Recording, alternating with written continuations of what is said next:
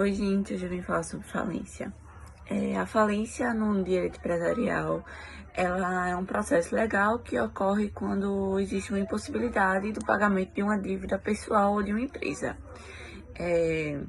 No Brasil, a falência é regulamentada pela Lei 11.101 e ela é conhecida como Lei das Falências. A falência, ela oferece ao devedor, à empresa falida, a oportunidade de finalizar suas atividades, causando o menor prejuízo possível. O pedido de falência, ele tem como o princípio da satisfação de todos os credores, né, de modo em que cada um receba proporcionalmente parte do patrimônio restante conforme o montante da dívida. Esse princípio, ele é conhecido como o princípio da paridade e é usado no direito como uma regra para a divisão dos credores, sem que algum desses seja mais beneficiados do que os outros. Esse princípio, ele é conhecido como o princípio da paridade e ele é usado no direito como uma regra para que os credores não sejam um mais beneficiados do que o outro. Além disso, esse processo ele ajuda a estruturar as relações comerciais e enquanto empresas para passarem por esse cenário de economia. Quais são os procedimentos da falência? A falência ela é destinada a empresários e sociedades empresárias que entram com uma petição inicial e comprovando a impossibilidade de continuar o negócio, conhecida como a fase inicial ou declaratória. A falência ela também pode ser requisitada pelos credores da empresa e acionistas da sociedade anônima ou cônjuges do empresário.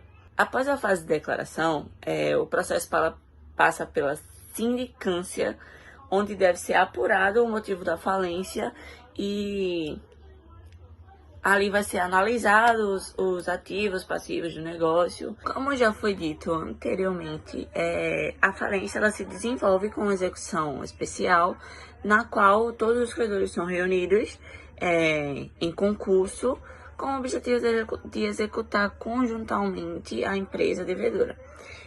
Nesse caso, a falência ela tem uma natureza jurídica híbrida, ao passo que se ora apresenta como norma processual e ora se apresenta como norma material. Após a fase de declaração, o processo passa pela sindicância, onde deve ser apurado o motivo da falência e ali vai ser analisados os ativos, passivos do negócio. Caso o pedido de falência seja julgado procedente, uma vez que atende os pressupostos legais e caso durante o prazo da contestação não tenha havido depósito, ou seja, não tenha a empresa devedora procedido com o depósito do valor correspondente ao total do crédito, onde o pagamento não gerou impontualidade ou execução frustrada. Nesse caso, será proferida a sentença decretando a falência da empresa devedora e instaurando assim o processo da execução concursal do empresário, né, falido. No caso da Varig, a sentença decretando a falência da empresa foi proferida no dia 20 de agosto de 2010. E ainda que a empresa tenha tentado se restabelecer, tenha tentado voltar à desfalência, não foi possível. E aquela que foi uma das grandes maiores empresas brasileiras, né, ela ainda está no processo falimentar e ele encontra-se ainda em processamento. A falência de empresa se aplica quando ela é incapaz de pagar suas dívidas e obrigações financeiras. E a falência pode ser declarada por um tribunal, geralmente a pedido da própria empresa ou de seus credores. Quando a empresa não consegue mais cumprir com suas obrigações financeiras. A Varig foi uma das maiores companhias aéreas do Brasil, mas enfrentou dificuldades financeiras ao longo dos anos. Em 2006, a empresa entrou em processo de falência devido a uma série de problemas, incluindo má gestão, dívidas acumuladas e perda de mercado para a concorrência. A falência da Varig resultou na suspensão das operações e no fim das atividades da empresa. A falência da empresa como a Varig afeta não apenas só os funcionários, mas também os acionistas, fornecedores, credores e outros envolvidos com a empresa. Todos aqueles que têm algum tipo de relação com a empresa podem ser afetados pela falência, dependendo das circunstâncias e do desenrolar do processo. Agora falaremos um pouco sobre quem pode fazer o pedido de falência de uma empresa. Essas pessoas são o devedor, credor, algum acionista ou cotista que esteja, claro, dentro dos termos da lei. Além disso, pode ser algum dos herdeiros do devedor, do inventariante ou até mesmo um cônjuge sobrevivente. No caso que estamos vendo da empresa Varig, quem fez o pedido de falência da empresa foi o próprio administrador, que era também gestor judicial do grupo Lix Associados, e ele fez sobre a alegação de que a empresa não tinha mais condições de arcar com as dívidas, pedindo assim a falência. Para o pedido de falência ser feito, não deve restar mais nenhuma maneira de estabilizar a empresa, para que todas as pendências sejam resolvidas e os credores sejam pagos. Esse pedido é feito através de uma petição que vai narrar todos os fatos que aconteceram naquela empresa e que fizeram com que ela chegasse naquele determinado ponto, assim como todos os documentos que comprovem essa situação. Com isso, o juiz vai decretar a falência se verificar que o passivo da empresa está sendo maior do que o ativo. Uma vez decretada a falência, isso vai ter algumas implicações, que vai ser, por exemplo, nomeado um administrador judicial, que vai ficar responsável por elaborar relatórios de quem são os credores, classificando créditos e essas coisas. Também será levantados os bens da massa falida, assim, para que possa ser alienado esses bens e fazer o pagamento dos credores. No momento que uma empresa decreta falência, ocorre automaticamente a rescisão do contrato de todos os trabalhadores desta determinada empresa. E nesse processo, o empregado não teve culpa da sua própria demissão, sendo assim a empresa que assume todos os riscos econômicos.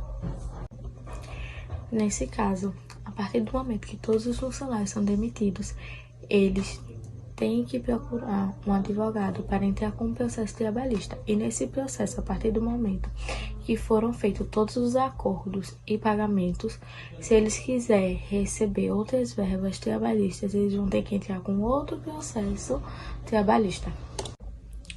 As consequências da falência causam a interdição ao devedor, sendo ele impossibilitado de fazer negócios jurídicos, de ter uma empresa novamente ativa.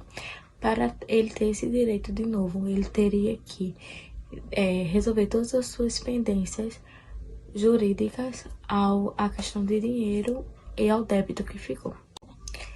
Muitos se perguntam o que aconteceu com os funcionários da Varig. Mesmo tendo decretado falência, a Varig ainda continuou rodando por 4 meses, sendo assim, com todos os salários atrasados, mas os funcionários ainda trabalhando e tendo percas e prejuízos financeiros. Com o fim da companhia Varig, aconteceu várias consequências para funcionários, entre eles foi o desemprego. Teve deles que relatam que até chegaram a entrar em depressão por ter trabalhado tantos anos na empresa e no final não ter tido uma demissão digna e nem muito menos com alguma indenização, com algum custo-benefício. Saíram sem direito a nada.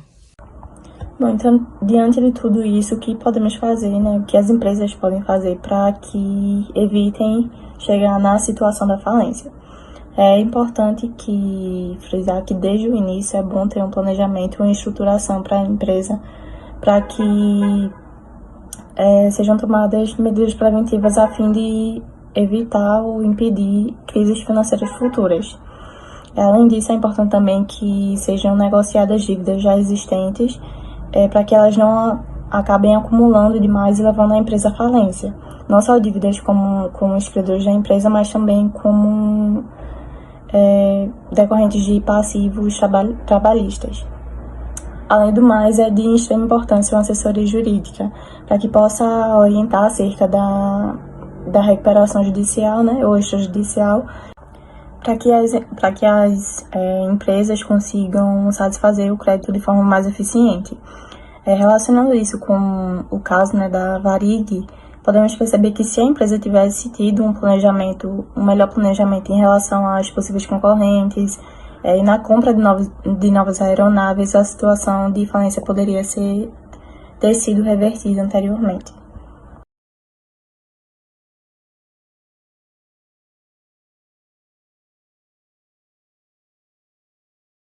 A Varig pagava os maiores salários da aviação. Então imagina os impostos trabalhistas, FGTS, vai juntando, né? Chega uma hora, o negócio é um mastodonte, né? Que vai gerar endividamento, é claro.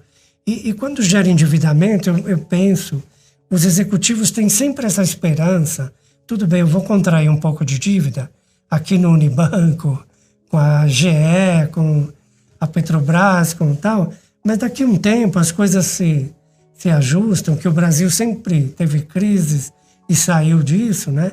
E aí a gente se recupera. Só que chega uma hora, o peso gravitacional da dívida é tão gigantesco que ela acaba te engolindo, né? Que foi o que aconteceu. E quando você observa a Varig, uma empresa que durou praticamente 80 anos, você não pode vir me dizer que a diretoria da Varig era confusa, despreparada e irresponsável. Não era. Eram profissionais de altíssima excelência, porque eles criaram e tocaram uma empresa num país como o Brasil, com hiperinflação, Sarney, Collor, toda essa loucura que a gente viveu, e eles conseguiram manter a Varig funcionando a despeito de tudo. Então não dá para dizer que a Varig era uma empresa dirigida por pessoas incompetentes ou irresponsáveis, que foi o que ele tentou dizer, né? Veio muita gente falando de corrupção que tinha dentro da empresa. Por exemplo, um caso de corrupção na Varig do Acre, de desvio de dinheiro de passagens, que chegou assim, a milhões de reais, que a própria empresa tentou acobertar. Um caso absolutamente maluco.